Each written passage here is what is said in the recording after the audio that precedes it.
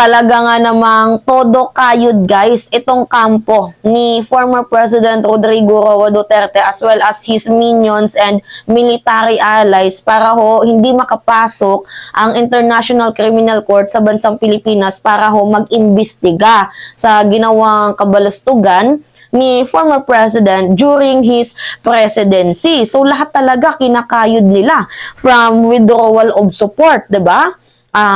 Pinapausong pautot nila yung kodita and impeachment para ho kay Pangulong PBBM para agad-agad mapatalsik sa kanyang kinauupuan and yung civil disobedience. So dahil nga hindi nag-click yung kanilang mga pautot na yan, ngayon may nadulas. Ito guys, so tatakbo pala itong si former President Rodrigo Roa Duterte as a senator sa 2025 para ho hindi siya maaresto ng International Criminal Court. So talaga nga namang literal na hindi para sa bayan yung ginagawa mo, ano?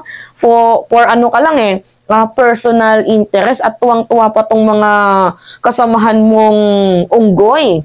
So supportive, sana all.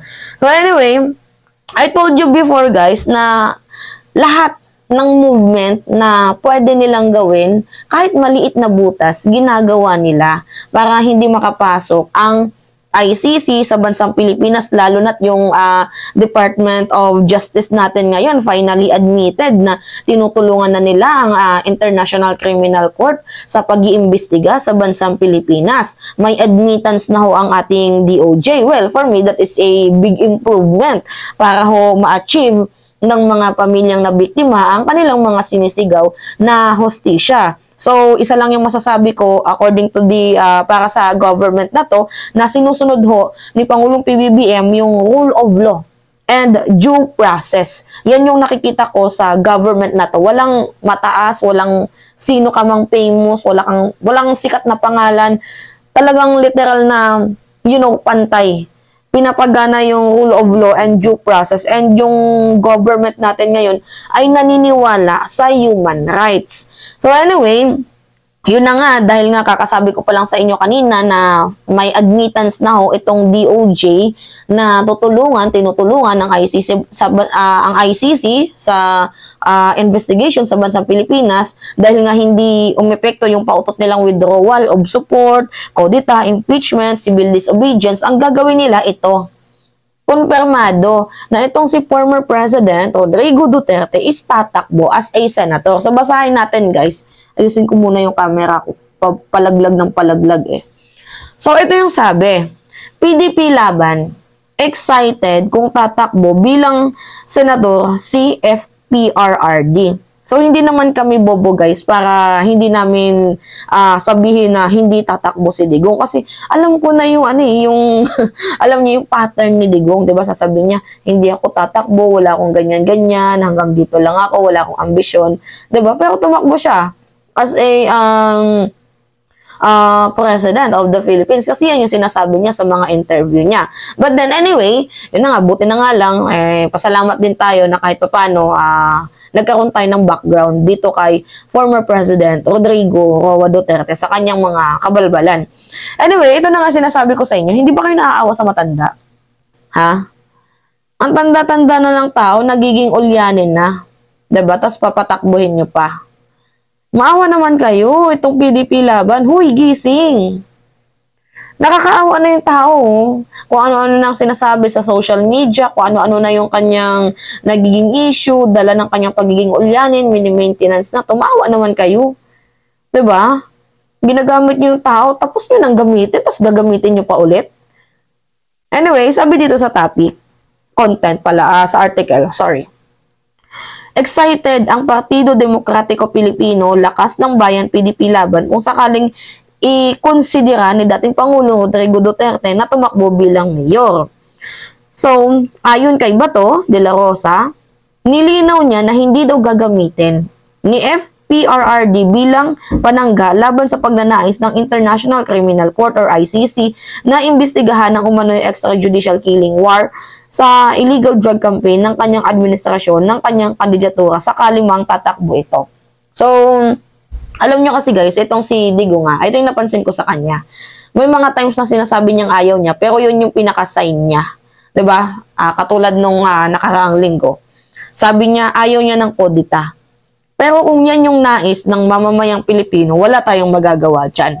'Di ba? Nakikita niyo yung pattern. So, parang ito lang din yan, guys. Kung meron kayong malalim na analyzation, so, tatakbo si Digong, pero hindi niya daw ito gagamitin para hindi siya maaresto ng International Criminal Court. So, you know what I mean, guys. So, tatakbo siya as a senator for personal interest para hindi hulihin ng International Criminal Court. Kasi, guys, actually, alam niyo, isang malaking kababuyan sa hudikatura, sa justice system ng bansang Pilipinas kung hindi mahuli ang mga gumagawa ng krimen sa ating bayan. Na supposedly, he is a president before of our country na dapat pinoprotektahan ang sambayan ng Pilipino. Iniingatan ang sambayan ng Pilipino. Pero ano yung ginawa niya, guys? Ano yung ginawa niya? Betrayal of public trust. Paano ko nasabi? First of all, yung 30,000 na namatay during his presidency on the illegal drug war campaign. 'Di ba? Na dapat sana siya yung nagtatanggol sa ating bayan, pumoprotekta sa mamamayang Pilipino, pero anong ginawa? Hinayaan humandusa yung mga dugong nakaratay diyan sa kalsada. 'Di ba? Pinoprotektahan yung mga malalaking pangalan. Yan yung pagsisiwalat ni Las Cañas. Diba? Pangalawa na yon, yung pagsisiwalat ni Las Cañas at yung, diba, napakalala. Meron siyang factory ng pulburon na ine-export throughout the country. Betrayal of public trust yan, according to Las Cañas. Pangapat, yung pakikipagkonsyaba sa China, it is a betrayal of public trust also. Kasi binubuli tayo tapos kayo, nakikinabang lang kayo sa kwarta na dinadampi sa pagmumukha nyo na itong mga check one na to. Nakakalungkot isipin. Diba? Betrayal of public trust yung ginagawa ninyo. Ako guys, punong-puno na ako eh. At my age, tingnan nyo 21 years old, pero mulat na ako sa katotohanan. Sana kayo din guys. Alam nyo, madaming nambabash sa akin, pero madami ding humanga sa katapangan ko. Kasi I'm a Duterte supporter, die hard. But then, sabi ko, mali. Hindi to tama na maging fanatiko sa isang politiko. Even though na mali kakampihan mo, huy, gising. Hindi ako ganon. Nagbago na ako. Yan yung pinakamalaking pagkakamali ko nung sinuportahan ko, itong si former president. Na naging fanatiko ako kahit maling-mali na ang kanilang ginagawa. But thanks to God, namulat na ako sa katotohanan.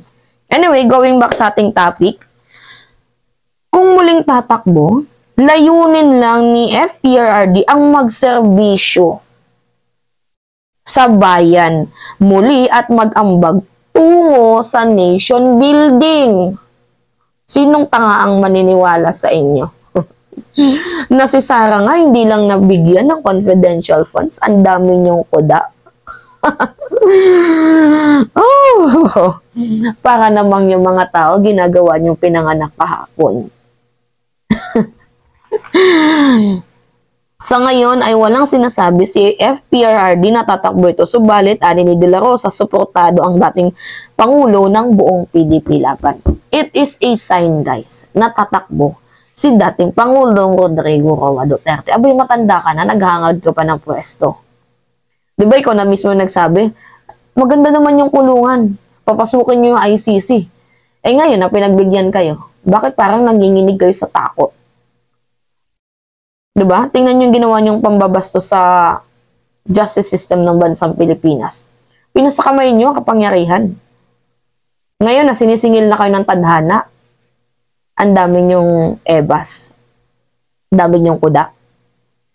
Anyway, yan yung sinasabi na when the karma hit you back, talaga nga naman kailangan mong maghanda. Ang karma hindi yan bigla-biglang darating, nakagawa ka ng kasalanan ngayon, bukas nandyan yung karma. Hindi. It takes time.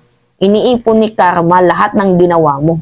Kung mabuti yung ginawa mo, mabuti ang babalik sa'yo. Kung masama, masama din ang babalik sa'yo. That's it. Diba? Katulad dito kay General Macañas, puro pang fake news ang ginagawa niya. Ano yung bumalik sa kanya? pinaghanap na siya ng buong kapulisan. Diba? Kakasuhan pa ng incitement of sedition. Or di kaya fake news na nagre-range ng 5 to 10 years na pagkakakulong. Yung sedition guys, non-bailable yun. Yan yung sinasabi ko sa inyo na ang karma, hindi yan basta-basta. There's nothing wrong if you will exercise your freedom of speech, but don't abuse it. Clarex? Anyway, yun lamang ho guys. At that's me again, si Mima Alicia Nyot, nagbabalik ulit para sa ating panibagong video.